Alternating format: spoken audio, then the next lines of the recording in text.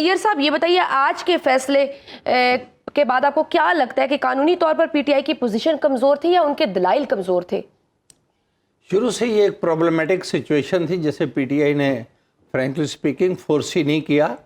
اچھا، جب آپ ایک پوری گورنمنٹ کے ساتھ ایک سسٹم کے ساتھ ہوسٹائل پوزیشن لے رہے ہیں تو آپ کے ویژن میں ایکسٹرا کیئر اور ایکسٹرا کوشن ہونی چاہیے کہ اب الائنس کی یا رعایت کی گنجائش نہیں ہے.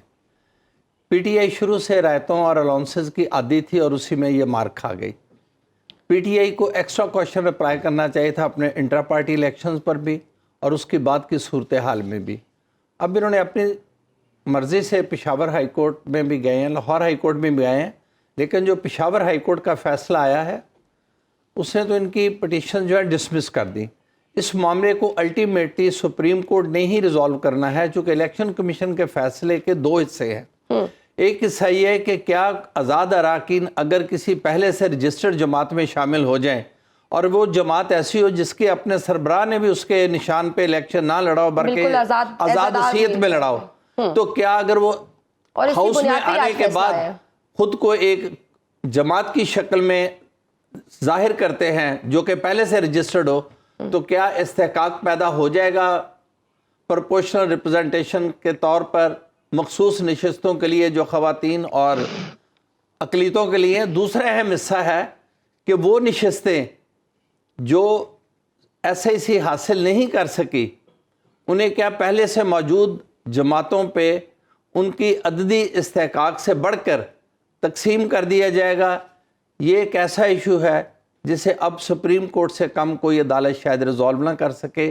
الٹیمیٹلی اسے سپریم کورٹ نے ریزالو کرنا ہے.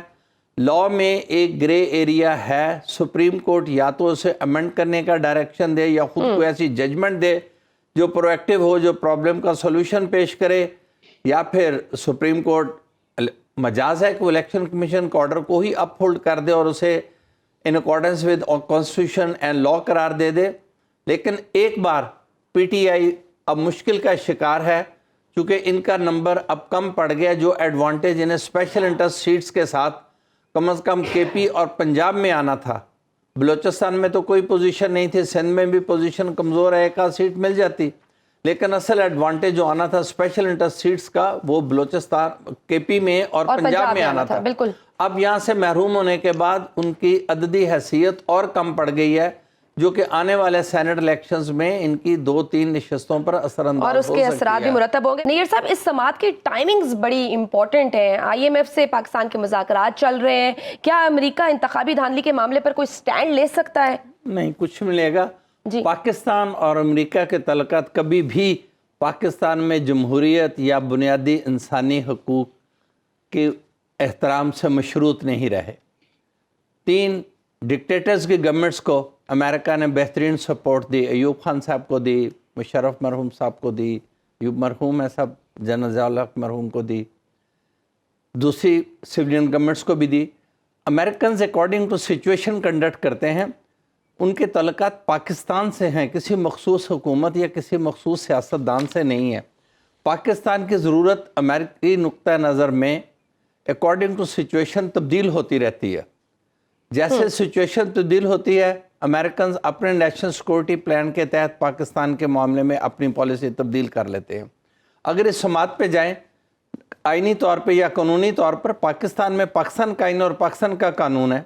نہ تو وہ نیز انتخابات کا حکم دے سکتے ہیں، نہ وہ پی ٹی آئی کے کلیم کے مطابق انہیں سیٹس واپس دلوا سکتے ہیں، نہ وہ یہ بات تسلیم کر سکتے ہیں کہ پاکستان میں جو گورنمنٹ ہے یہ غیر جمہوری انداز سے آئی ہے اس لیے ہم اس سے کوئی تعلقات نہیں رکھنا چاہتے.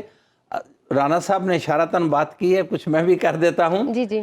اصل پرابلم ہے اس افغانستان میں، جہاں چائنا انتہائی محتاط انداز میں لیکن مؤثر انداز میں، رانا صاحب شاید میرے سے ایگری کریں، اپنی پریزنس کو بہت حد تک بڑھا چکا ہے. کوریڈور واخان کوریڈور اوپن ہے، ٹریڈ ہو رہی ہے، ایران تک آنا چاہتے ہیں. شاید 2 بندرگاہیں چار باغ اور گوادر امریکہ کو پتہ ہے کہ یہ چائنا کے کنٹرول میں جا سکتی ہیں. افغانستان اس وقت اکنامک سٹیبلٹی اور پولیٹیکل سٹیبلٹی کی طرف بڑھ رہا ہے اپنی تمام تر کمزور صورتحال کے باوجود. بیرونی امداد پہ انحصار کم کر رہا ہے. پچھلے دنوں بھارت کا ایک اعلیٰ سطحی سفارتی وفد وہاں جا کے ان کی وزارت خارجہ کے انچارج متقی صاحب سے ملا ہے.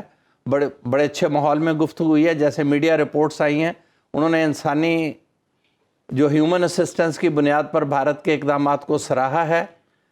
پاکستان کے لیے ان کے جو اچھے جذبات تھے وہ نسبتاً کم ہوتے جا رہے ہیں, جبکہ چائنا کے لیے تو دروازے بالکل اوپن ہیں. ہر جگہ چائنیز آپ کو نظر آئیں گے آفٹر 2 years ان افغانستان. انڈیا بھی اپنی دوبارہ جو لاس سپیس ہے اسے ری گین کرنا چاہتا ہے جو پریویس گورنمنٹ میں تھی, اور انڈین ڈپلومیسی اس میں پاکستانی ڈپلومیسی سے کچھ آگے جا رہی ہے. یہ اس لیے امریکہ اس ساری سچویشن کو نظر انداز نہیں کر سکتا. پاکستان کی اہمیت امریکہ کے ساتھ موجود ہے, موجود رہے گی, اور امریکہ پاکستان کو ایک دوست کے طور پر لے گی. ایک میں بات صرف اور کر دوں کہ یہ جو ڈونر ایجنسیز ہیں ان کا بھی کسی ملک کی جمہوریت سے کوئی تعلق نہیں ہے. مصر سب سے بڑا بینیفیشری, اور سب کو پتہ ہے کہ وہاں کون سی جمہوریت اور کون سے بنیادی حقوق ہے. اس لیے ان باتوں سے یہ لوگ نہیں متاثر ہوتے. ان کی اپنی پالیسیز ہیں, اکانومی کی بھی اور نیشنل سیکورٹی کی بھی, فارن پالیسی بھی اپنی نہیں کرتے ہیں. اس نے کہا کہ کمیٹی کے کوئی اثرات کہا ہے